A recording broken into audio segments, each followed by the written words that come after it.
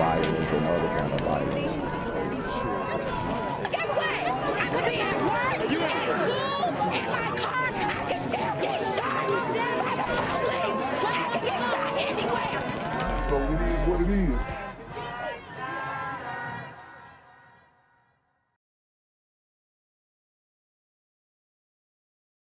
What's good, cyberspace? It's the Black Gen Z Mindset. Make sure you go ahead and like, comment, share, subscribe, and let's get into the video. Well, the search continues tonight for the people you see there on your screen. Police say they attacked a gas station employee last night before. Wow.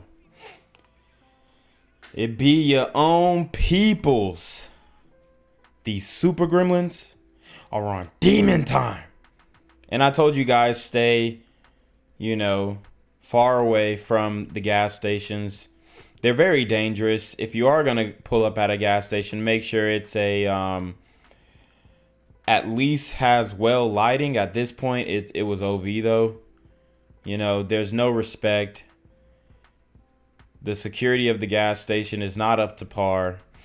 And unfortunately, this gas station clerk, got ran up on by the super gremlins. Taking off. NBC6's Victor Jorges has the story. Police tell us they are still looking for the 4 people you'll see in this video. They tell us this violent attack happened after an argument. Now these images might be tough to watch. A brutal attack on a gas station clerk caught on camera. Surveillance video obtained by NBC6 shows a cashier under attack at this Exxon gas station on Northwest 26th Street and State Road 7 in Lauderhill. You can see here 4 people repeatedly punching the cashier. Police says this clerk started arguing with people in the store and then things got violent at around 7 p.m. Saturday. You can see... I mean, what would possess you to do this? It's wild. I know customer service isn't the best at these little Exxons, but sheesh. Here, what appears to be 3 men and a woman attacking the cashier behind the counter. Then one of them dragged the cashier through the store, leaving him with minor injuries. They tell us the 4 people fled the area and the clerk did not report that they had stolen anything while they were in there.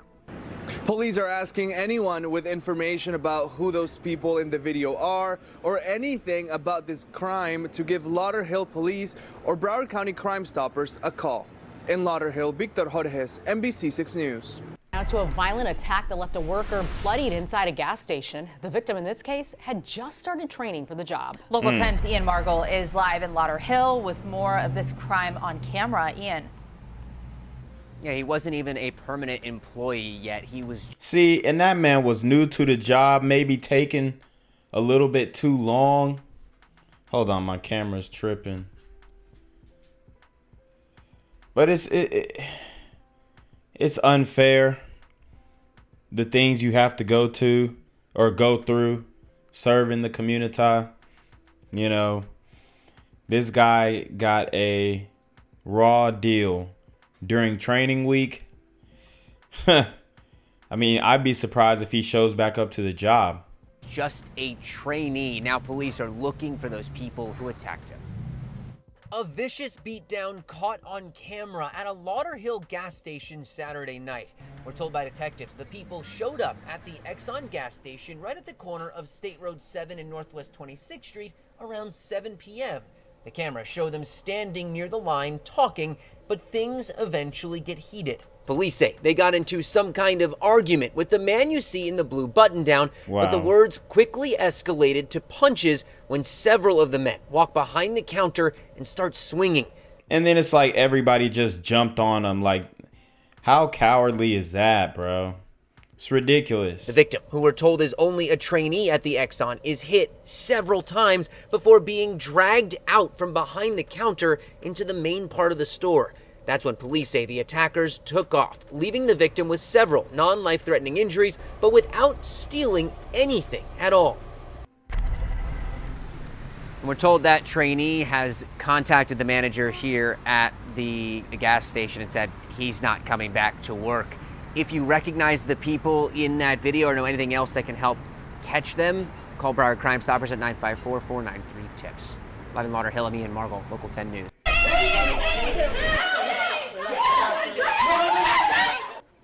Whoa. So much chaos in the courtroom. A suspect was sentenced in the shooting death of a teenager that happened back in 2020. The family was outraged by the judge's ruling, and Local 10 News reporter Leanne Motorhome joins us live from Miami. And she tells us about this emotional day in the courthouse. Leanne.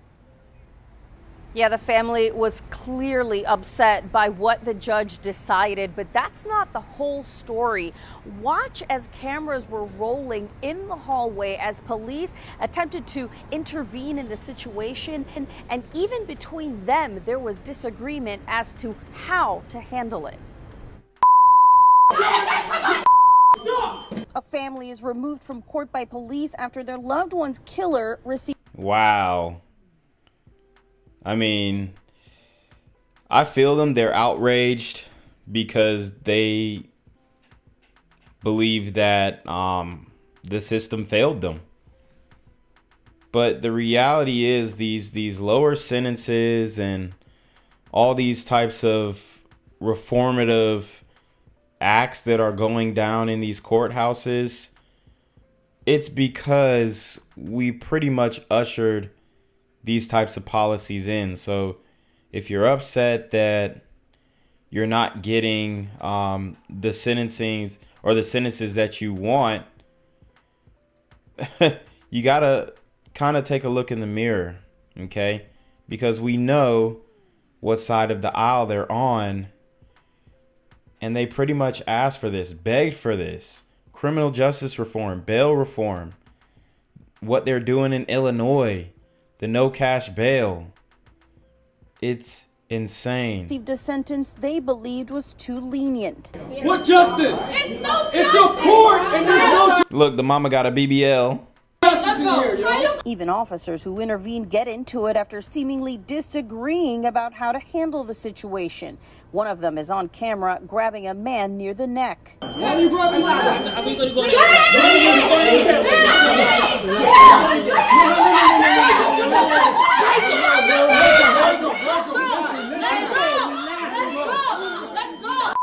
Family members come to his defense. Everybody saw that. Yes, because you. So the officer, I believe he was probably gonna arrest him, and then the brother officer was like, look, we're not gonna arrest him. It's an emotional moment. Just let him walk.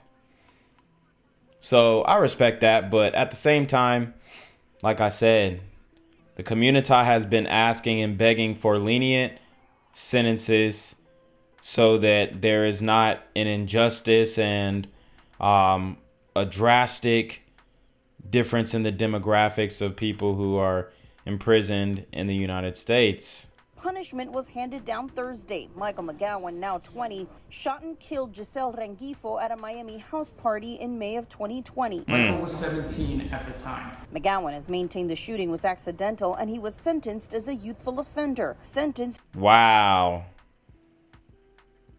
I mean, he looked grown, honestly. To a year in prison, mitigated to the county boot camp program with 4 years of probation. McGowan's lawyer spoke after the hearing. She weighed all the factors.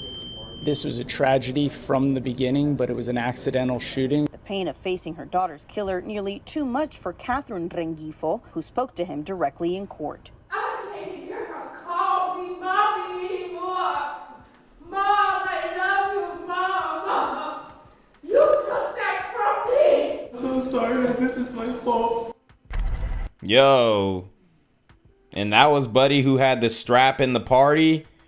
If that's who holding the strap in the party, we in trouble. I'm so sorry that was my fault. I mean, it's good that he showed remorse, but that's who clutching a pistol at the trap parties nowadays. It's different.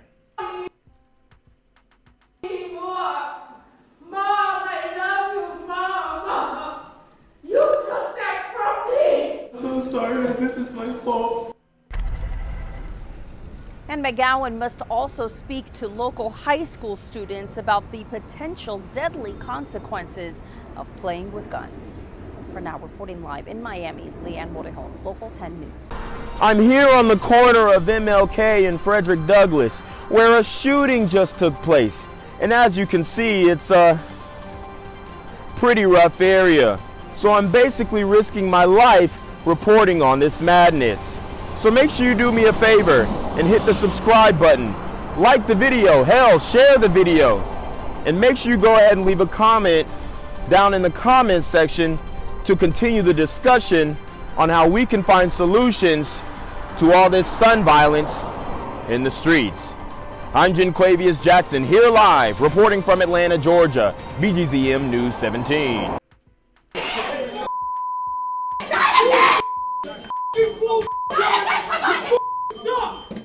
Emotions running high in a Miami courthouse today as a family learned how much time their loved one's killer will spend behind bars. The suspect had confessed to accidentally shooting a 17-year-old girl in the head. Local 10's Christian De La Rosa is live in Miami. And just because it was an accident, he's getting 1 year in jail and then has to serve at a boot camp.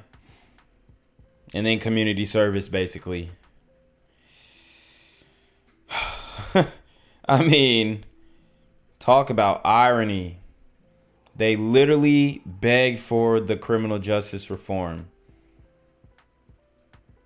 They begged for it. And now, when these policies are affecting you directly, they can't handle it, bro. We are living in some weird times. Miami with the courthouse chaos. Christian. Calvinita, and keep in mind that this young man faced potentially several years in jail. He was sentenced to much less than that, which fueled the scuffle outside of court.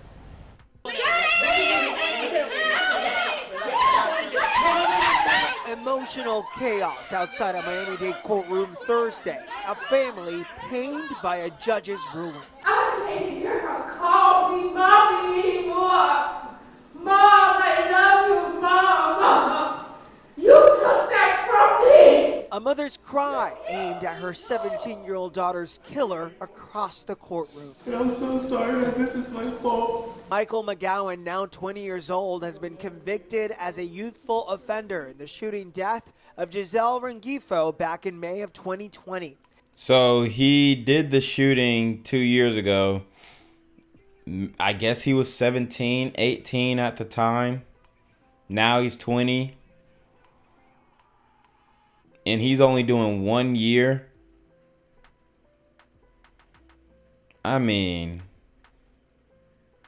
he's probably getting that work in prison for one. For two, I mean, talk about a light sentencing. And let's just say it was an accident. Just 1 year. I mean, I guess you can count the 2 years time served. Woo! I mean, this is what they demanded. They were at a house party in Miami. Rengifo was shot in the head and killed. McGowan admitted to pulling the trigger, but has always maintained it was an accident. Michael was 17 at the time. Prosecutors argued McGowan's age is no excuse for his action. The judge had an incredibly difficult decision to make. She weighed all the factors.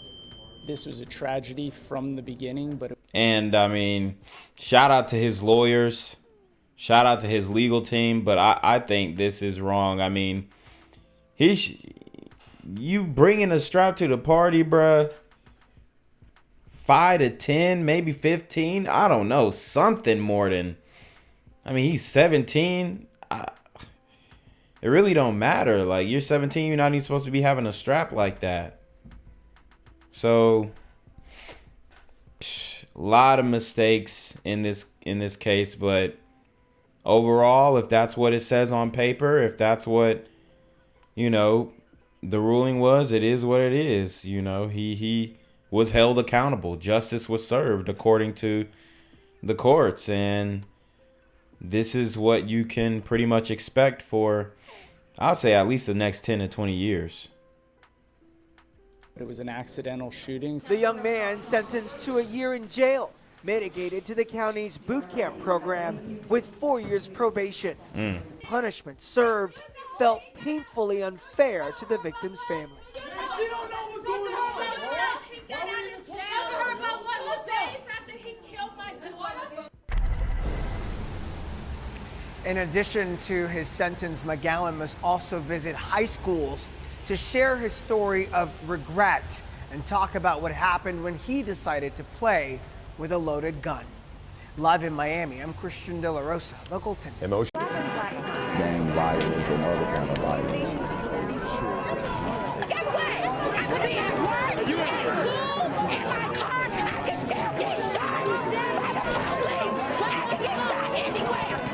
So it is what it is.